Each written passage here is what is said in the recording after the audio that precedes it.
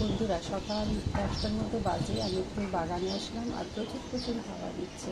তো আমার মস রোজগুলোর একটু আপডেট দিই তোমাদেরকে। ওই যে দেখো, এটা বেশ ঝোপালো হয়েছে কিন্তু কলি আসেনি। আর এখানে একটা কলি, আর এখানে অন্য ধাঁচের একটা মস ছিল, সেটাতেও কলি এসে গেছে। তো ভালোই কলি হয়েছে মোটামুটি, কলিতে ধরেই গেছে বলবো, কারণ ছোটো গাছ তো ভালোই হয়েছে।